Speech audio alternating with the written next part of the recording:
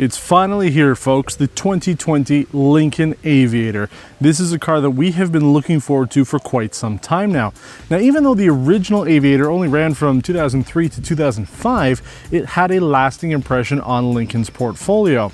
That original first-generation Aviator used a rear-wheel drive platform shared with the Explorer.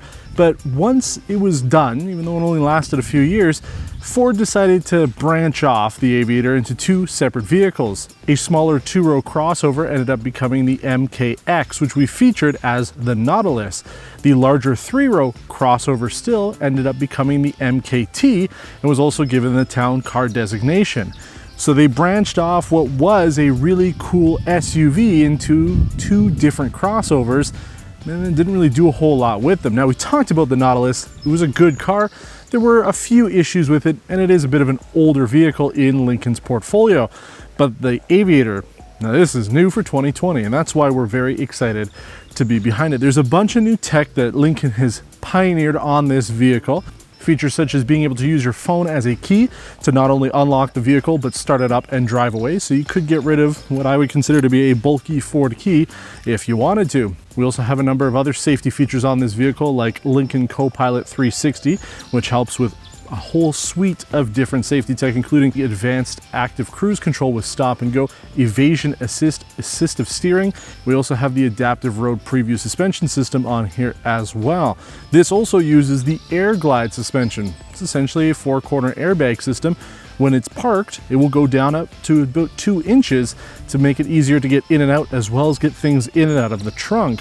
And then you can just drive normally and it'll do its thing. Unlike some of the other vehicles we've tested in the luxury segment, like the BMW X5, there isn't really any control over it. You can't manually adjust the height as you're going, so I wouldn't necessarily use this off-road, even though this second generation Aviator is based on that new rear-wheel drive SUV platform co-developed for the Explorer. Now, our reserve trim here comes out at about $85,000 Canadian. It's about as loaded as you can get. The Grand Touring trim comes with the plug-in hybrid system. That is the first PHEV offered on a Lincoln vehicle. We're hoping to get that a little bit later on, but even as configured with this, we have a 3-liter twin-turbo V6 engine producing 400 horsepower, 415 pound-feet of torque. If that sounds familiar, it's because it's out of the Ford Explorer ST, and it works really well with the 10-speed transmission. You have a number of different drive modes to put it into Excite mode, deep snow, slippery traction, conservative mode, and then the normal mode that it starts up in.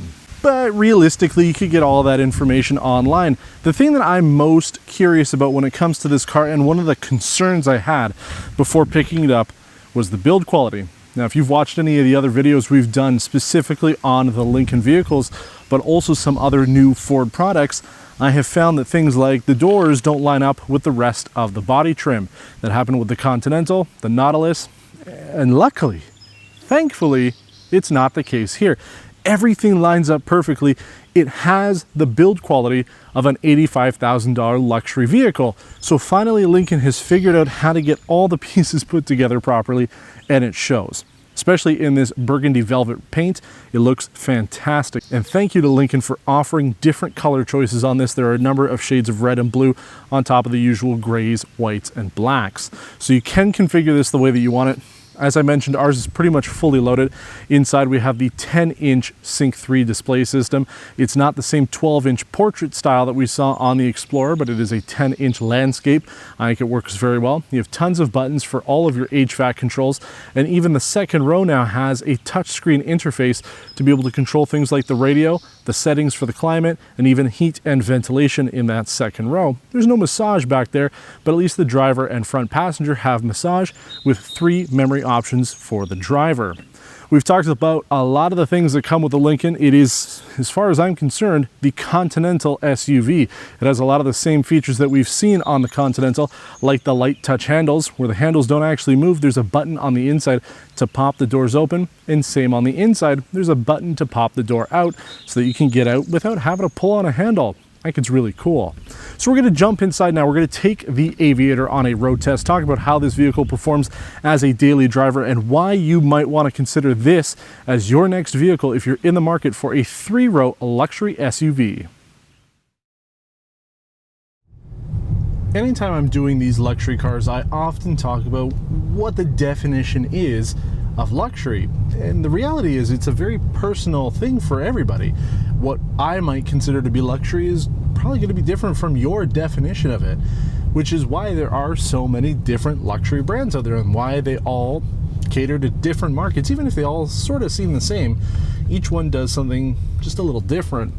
And when it comes to Mercedes-Benz, they're pushing the envelope of what is considered to be luxury. When it comes to BMW, they have performance pedigree. They want to be the sport alternative and have performance behind it to have more fun, but still have that luxury touch to it. And then Cadillac, they've kind of come out of the gate with more sport-oriented vehicles, especially with their V models. And they've come out with a number of new sedans during a downturn in sedan buying. People are going for more SUVs and crossovers like this.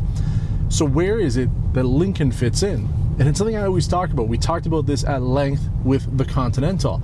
It is meant to be a comfort vehicle. Lincoln's definition of luxury isn't sportiness, it isn't having the most powerful engine, the quickest transmission. It is about comfort and relaxation. It's one of the reasons why the Detroit Symphony Orchestra created specific alert tones for this vehicle. When you're backing up and it detects something, there's a special tone. If the door is open while your car is running, there's a special tone. They've recorded them specifically for Lincoln, and it's just this added level of luxury that you're not going to find anywhere else. Now sure, there's no ambient air or the real ambient lighting colors in here are kind of okay. They're not over the top, but Lincoln isn't too worried about that. They want their customers to be comfortable while driving, have a relaxed experience, and really just take the stress out of day-to-day life when you're driving this vehicle. And I have to say, it is incredibly comfortable, especially with the air glide system. Really nice. My one complaint about the driving experience, it's the steering. It feels very electric. They use that adaptive steering system, and when you're making a turn, yeah, it sometimes thinks maybe you're going more than you should, and it'll start to turn a little bit more even though you're essentially turning at the same speed. BMW has gotten this nailed down with Servotronic. Lincoln, on the other hand, not quite. And I've noticed, especially if I make a sharp 90-degree turn like this, even at a low speed, it will start into the turn normally and then just add a little bit too much power to it as I'm going through. So that's my one complaint. The steering really feels disconnected from the rest of the driving experience.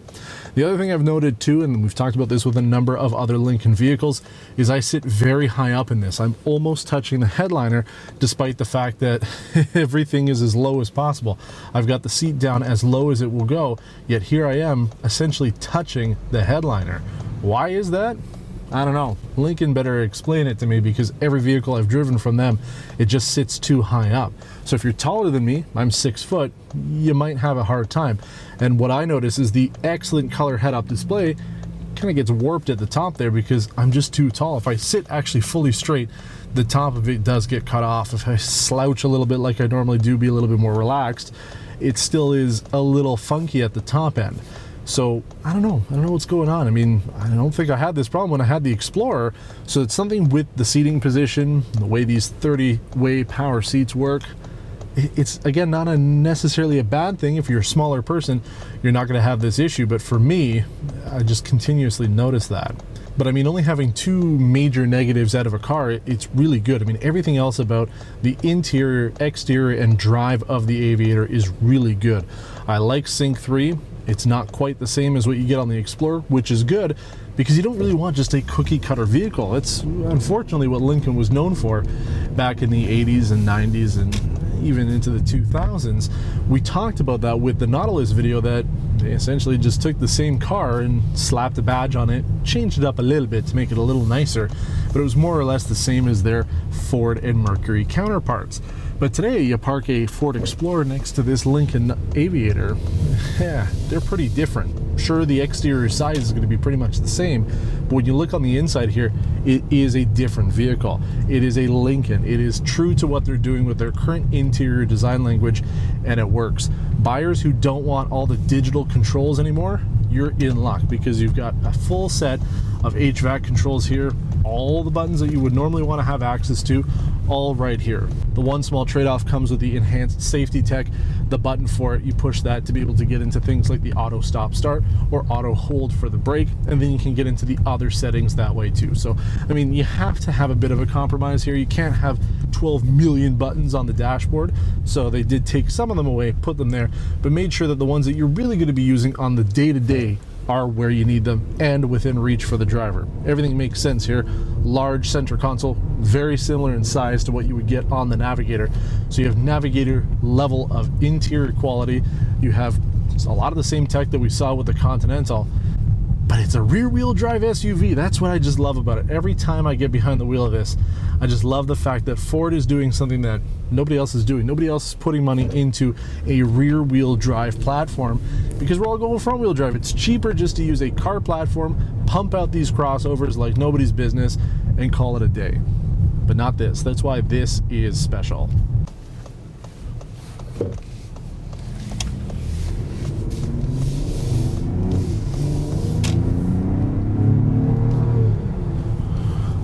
I suppose if you are a performance enthusiast, that will again be the disappointing factor. Again, keep in mind, Lincoln is not meant for performance, but 400 horsepower, 415 pound-feet of torque is very nice.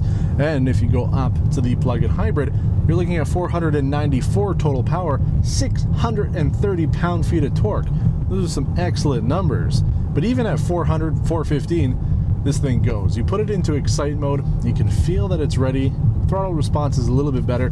The gear shifting, it's just a little bit more sport oriented. I wouldn't say it's overly sport. I mean, with 10 gears, sometimes the transmission does get a little lost.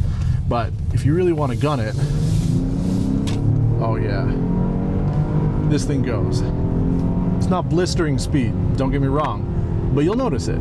You'll notice that this thing picks up, and you'll also save, I guess, a little bit at the pump. Our fuel economy numbers below will show you what we did on our test loop, but it works. I mean, it is really what Lincoln needed to do.